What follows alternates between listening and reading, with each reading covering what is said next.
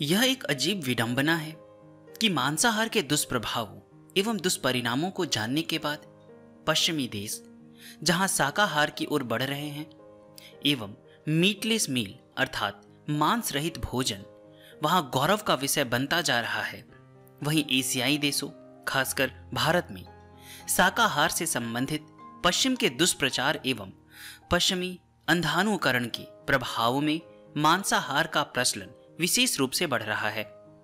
मांसाहार एक तरफ कम पौष्टिक एवं महंगा भोजन तो है ही, साथ ही वह हृदय रोग जैसी सैकड़ों घातक बीमारियों के लिए भी जिम्मेदार है।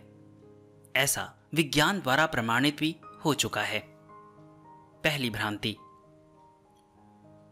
न जाने क्यों भारतीय जनमानस में पश्चिम की हर बात को वैज्ञानिक एवं आधुनिक मानने की प्रवृत्ति ने जन्म लिया है, जिससे उन्होंने अपनी प्राचीन भोजन पद्धति, रहन सहन, अध्यात्म, शिक्षा या चिकित्सा प्रणाली को अवैज्ञानिक, काल्पनिक एवं रूढ़िवादी मानना शुरू कर दिया है और पश्चिमी दुष्प्रचार से अभिभूत होकर शाकाहार को कम पौष्टिक एवं मांसाहार को शक्तिवर्धक तथा लाभदायक भोजन मान लिया, जबकि अब वैज्ञानिक विश्लेषणों द्वारा यह प्रमाणित हो चुका है कि शाकाहार ज्यादा पौष्टिक, सस्ता, स्वास्थ्यवर्धक एवं लाभदायक भोजन है और प्रोटीन, कार्बोहाइड्रेट, वसा, खनिज तथा विटामिन के दृष्टिकोण से पूर्णतया संतुलित आहार है।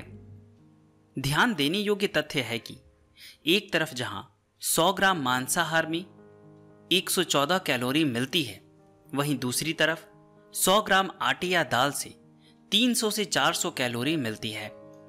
इसी तरह 100 ग्राम मांस से जहां 8 से 20 ग्राम प्रोटीन मिलती है, वहीं 100 ग्राम दाल से 25 ग्राम एवं सोयाबीन से 44 ग्राम प्रोटीन मिलती है, यानी मांसाहार से करीब 5 गुना ज्यादा प्रोटीन। इसी तरह 1 ग्राम मांसाहारी प्रोटीन पर जहां 14 पैसे खर्च आता है, वहीं 1 ग्राम शाकाहारी प्रोटीन पर 2 से 4 पैसे का खर्च आता है, यानी मांसाहार से करीब उतनी ही प्रोटीन पाने के लिए 7 गुना ज्यादा खर्च होना। 2005 का मासिक कल्याण पत्रिका है मेरे हाथ में, उसी से मैं आपको पढ़ के बता रहा हूं। तो यहां पे पैसे लिखे गए हैं, उस समय पैसा चलता था। तो अभी आप, और ये उससे भी पहले की आर्टिकल है, तो आप अपने अनुसार समझ सकते हैं कि जो मांसाहार है वो खाने में भी बहुत ज़्यादा महंगा है शाकाहार से। तो ठीक है, हम दूसरी भ्रांति पे आते हैं। लोगों के मन में यह भी भ्रांति है कि मांसाहार ज़्यादा शक्तिवर्धक एवं बुद्धिवर्धक होता है, जबकि यह पूर्णतया निराधार है। हाथी एवं घोड़े सिर्फ शाकाहार के सेवन से ही शक्तिशाली हैं और विश्व की अधिकतम महान विभूतियां भी शाकाहारी ही रही है। तीसरी भ्रांति, कुछ लोगों में यह भी भ्रम है कि मांसाहारी ज्यादा वर्ष जीवित रहते हैं।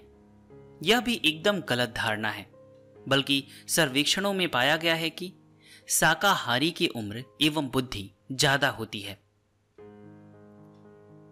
एस्किमो जो बर्फ में पाए जाते हैं एवं सिर्फ मांसाहारी होते हैं, सिर्फ 30 वर्ष तक जीवित रहते हैं, जबकि भारत एवं जापान के शाकाहारी 100 वर्षों से ज्यादा जीवित रहते हैं। चौथी भ्रांति, मांसाहारियों ने यह भी भ्रांति फैला रखी है कि अगर मांसाहार छोड़कर सिर्फ शाकाहार अपनाया गया तो खाद्य संकट उत्पन्न हो जाएगा एवं पशु बढ़ते चले जाएंगे, जो पूर्णतया गलत सोच है। अकेले अमेरिका में अमेरिकी पशु जितना अन्न या सोयाबीन खाते हैं, उनसे 1 अरब 3 करोड़ लोगों का पेट भरा जा सकता है। अमेरिका में 90% जमीन पशु चारे में उपयोग की जा रही है। वैसे भी मनुष्य सिर्फ शाकाहारी पशुओं जैसे बकरी, भेड़ इत्यादि को खाता है, मांसाहारी पशुओं को नहीं। तो क्या मांसाहारी पशुओं की संख्या बढ़ती जा रही है? शायद नहीं, बल्कि मांसाहारी मानव उन मांसाहारी पशुओं का भोजन छीन रहा है जो इन पशुओं को खाते हैं, एवं साथ ही उन शाकाहारी मनुष्यों का भी भोजन छीन रहा है जिसका अन्न इन कटने वाले पशुओं पर खर्च किया जाता है। यानी मानव ही प्रकृति के संतुलन को बिगाड़ रहा है, जीव जंतु नहीं। शेर मांसाहारी है तो वह घास नहीं खाता।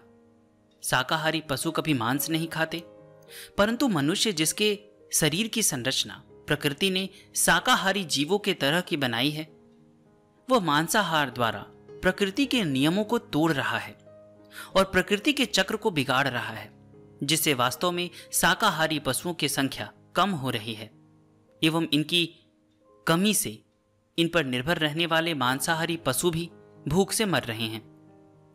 चीन में जब शाकाहारी पशुओं की कमी हो गई तो मांसाहारी पशुओं को भी खाया जाने लगा। अब वहां खाने के लिए कुत्ते, बंदर एवं सांप तक आयात करने पड़ते हैं। आज इंसान नर पिशाच बन गया है, जबकि सदियों से शाकाहार लेने के बावजूद पशुओं की संख्या कभी असीमित नहीं हुई, न ही अन्न की कमी हुई है। आइए अब हम जानते हैं कि मांसाहार से क्या क्या नुकसान होते हैं।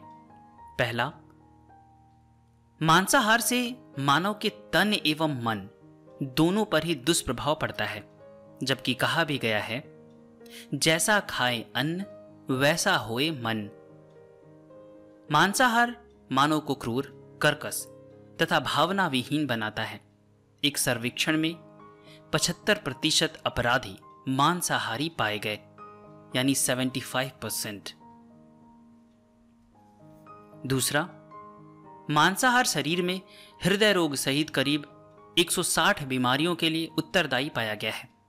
हृदय रोग के अलावा गुर्दे से कैल्शियम बाहर निकलने की वजह से हड्डियों का कमजोर होना एवं जल्दी टूटना, गुर्दे की पथरियां, अधिक रक्तचाप, डायबिटीज, मोटापा, कब्ज, गठिया, माइग्रेन, लकवा, फालिज, दौरे, स्कर्वी, जिगर रोग, एनीमिया, पित्ताशय की पथरी, रतौंधी एवं स्तन प्रोस्टेट, गर्भाशय, चर्म तथा आंतों के कैंसर इत्यादि भी मांसाहारियों में ज्यादा होते हैं। तीसरा, मांसाहारियों के लिए मांस उत्पादन की प्रक्रिया में बूचर खानों से बहने वाले रक्त से वातावरण दूषित होता है, नदियां प्रदूषित होती है, आसपास की गंदगी से बीमारियां फैलने का डर रहता है एवं आसपास की भूमि बंजर होती चली जाती है। इसके अलावा बूचर खाने में प्रयोग होने वाले जल से जल समस्या भी बढ़ती जा रही है। 1 पौंड गेहूं के उत्पादन में जहां सिर्फ 25 गैलन पानी चाहिए, वहीं 1 पौंड मांस के लिए 2500 गैलन पानी खर्च होता है। एक बूचड़ खाने में प्रतिदिन 18 लाख गैलन पानी प्रयोग में आता है। इसी तरह 1 किलो मांस के लिए पशुओं को 7 से 8 किलो अनाज खिलाया जाता है, जिससे भविष्य में अन्न एवं भूखमरी की समस्या भी बढ़ सकती है।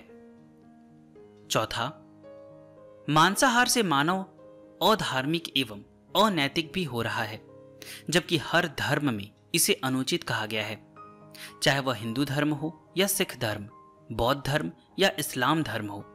धर्म के नाम पर इसे जायज ठहराना गलत है।